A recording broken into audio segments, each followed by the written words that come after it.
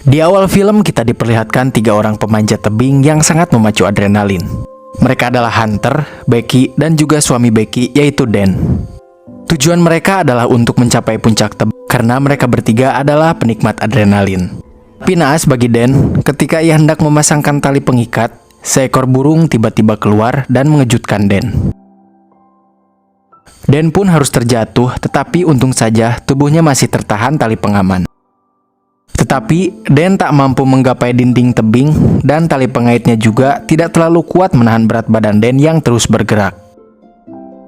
Akhirnya Dan pun harus jatuh dan tewas dengan tragis. Setelah 1 tahun berlalu, Becky ternyata masih larut dalam kesedihan. Ia sangat terpuruk oleh kejadian yang menimpa suaminya 1 tahun silam. Ayahnya terus memberikan nasihat, tetapi semua itu tak cukup untuk Becky memulai kehidupan baru. Becky menutup diri bahkan dari Hunter sahabatnya.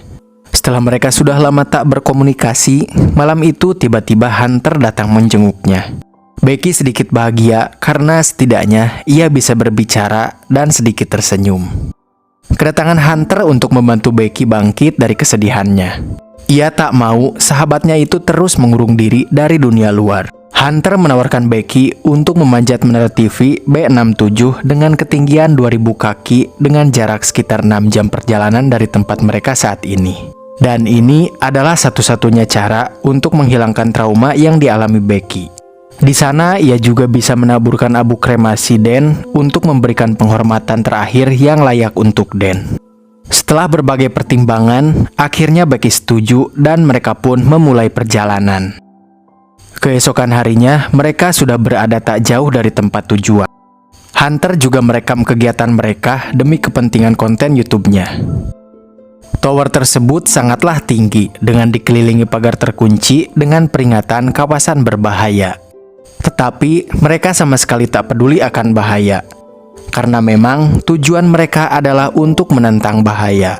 Mereka melanjutkan perjalanan dengan berjalan kaki di bawah panas terik matahari.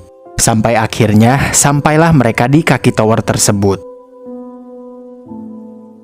Dahulu tower tersebut merupakan bangunan tertinggi yang berada di negara mereka. Namun sekarang tower tersebut tak digunakan dan dibiarkan terbengkalai begitu saja. Mereka pun akhirnya memulai pendakian tersebut satu demi satu anak tangga. Dari kejauhan terlihat juga tali penahan tower yang sudah berkarat berusaha dengan kuat menahan guncangan tower. Di pertengahan jalan, Becky sempat dikejutkan karena salah satu anak tangga patah dan terlepas. Dikarenakan tower tersebut sudah sangatlah tua dan tidak terurus. Besi-besinya juga terlihat sudah berkarat, serta baut-baut yang menahan tower tersebut pun sudah mulai longgar. Akhirnya mereka sampai di ketinggian 1800 kaki pertama. Sekarang mereka hanya tinggal memanjat 200 kaki tangga vertikal tanpa pelindung yang harus ditaklukkan. Hunter di sana seperti tidak ada rasa takut sama sekali. Ia juga sempat bercanda dengan menggoyang-goyangkan anak tangga. Tak disangka salah satu baut yang menahan tangga tersebut pun terlepas. Tetapi mereka berdua tidak ada yang menyadari akan hal itu. Becky pun akhirnya berhasil menginjakan kakinya di puncak tower dengan dibantu oleh Hunter. Tetapi Becky tak menyadari bahwa pijakan terakhirnya melepaskan baut yang satunya. Sehingga tangga tersebut hanya menempel saja dan tidak terkunci. Mereka sangat menikmati di atas menara. Dengan tiupan angin menambah kepuasan tersendiri yang hanya bisa dinikmati oleh mereka saja. Seakan belum cukup, Hunter pun kembali menantang adrenalinnya dengan bergelantungan tanpa pengaman dengan satu tangan. Kejadian tersebut juga tak luput dari rekaman drone untuk kepentingan konten YouTube-nya. Setelahnya, Hunter menyuruh Becky agar melakukan hal serupa. Tapi kali ini dengan cara lebih ekstrim, yakni Becky mempercayakan pegangannya kepada Hunter untuk memegang semua kehidupannya. Meski sangat takut, Becky akhirnya bisa menghilangkan rasa traumanya karena hal tersebut. Dan sekarang Becky bisa lebih tenang untuk memulai hidup baru tanpa sosok suami tercintanya. Ia melepaskan semua kesedihan dan pilunya di puncak menara itu. Kemudian Becky menaburkan abu Dan sebagai tanda jika ia telah siap untuk memulai kehidupan yang baru. Dirasa tujuan mereka telah tercapai semua, akhirnya mereka bersiap-siap untuk turun kembali ke tanah. Becky menuruni satu persatu anak tangga, tapi secara tiba-tiba pijakannya membuat tangga bergeser dan getarannya mempengaruhi anak tangga lain di bawahnya yang saling terhubung satu dengan yang lainnya. Tangga itu terlepas bersama Becky yang terus berpegang erat. Tanpa penahan, anak tangga tak lagi mampu menahan berat tubuh Becky, hingga pada akhirnya seluruh tangga di ketinggian 2000 kaki vertikal itu pun runtuh. Becky terjatuh hanya dengan seutas tali yang terhubung dengan tubuh Hunter. Sekuat tenaga, Hunter mencoba menarik tubuh sahabat, hingga pada akhirnya Becky berhasil ditarik oleh Hunter ke puncak menara itu kembali. Di sana Becky sangat kaget sampai tertawa. Tetapi ia lupa bahwasanya tangga untuk turun ke bawah sekarang sudah lenyap karena insiden barusan.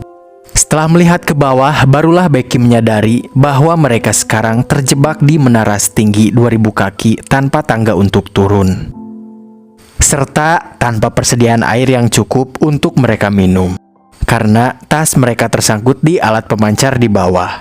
Kepanikan akhirnya melanda mereka. Ditambah lagi, sinyal telepon tidak bisa menjangkau area setinggi itu.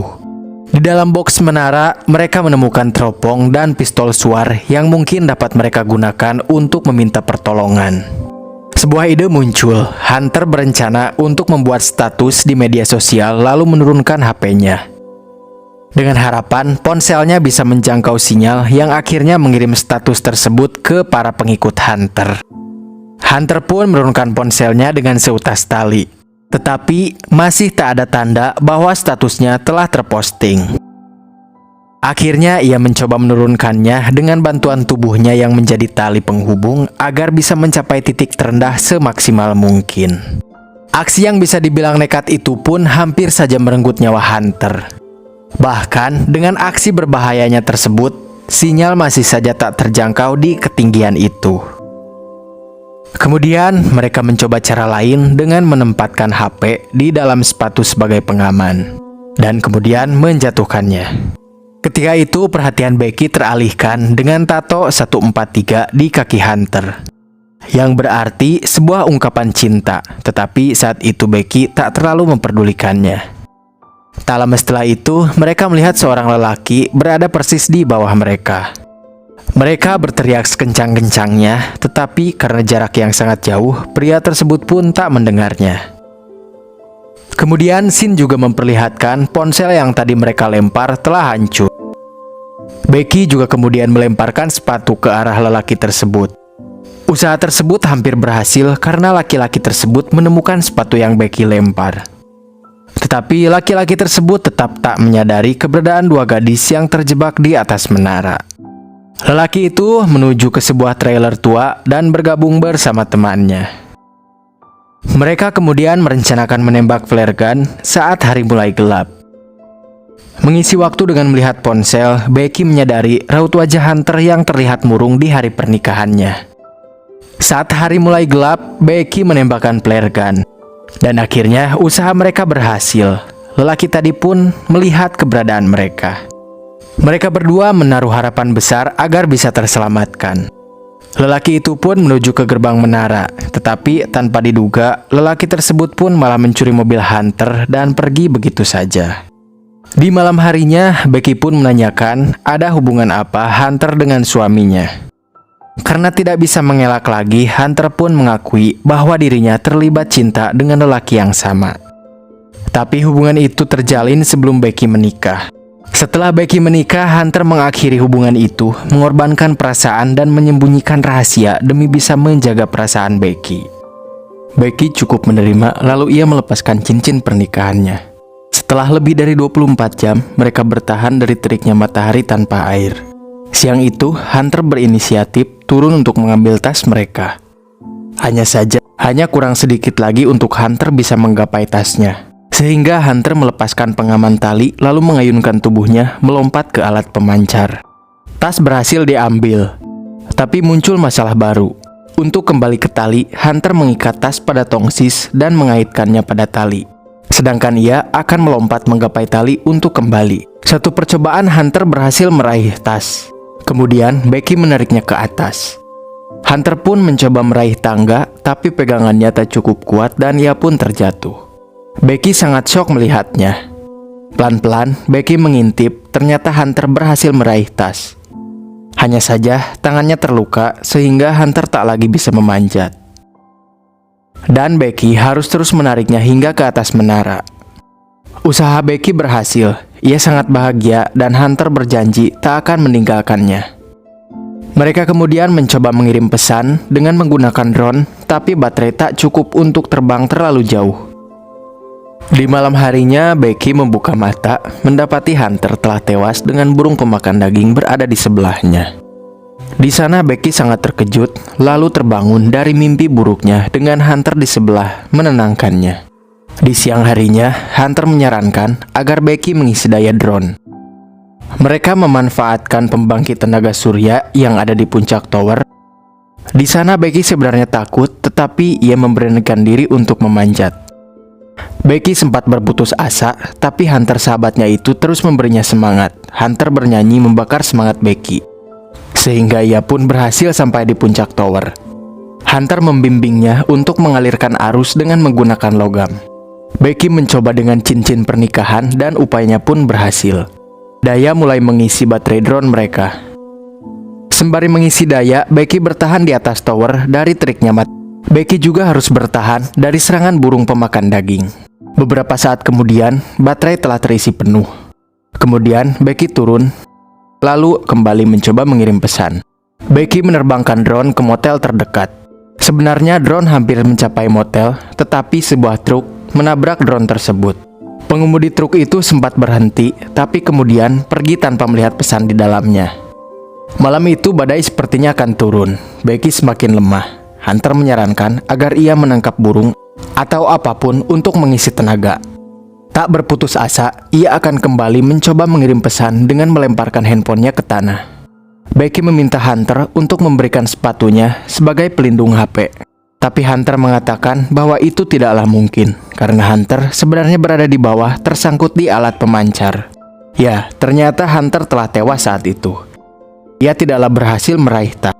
Ia terjatuh, terluka, dan kehabisan darah. Seketika Becky pun menangis, ia terlalu takut untuk sendiri.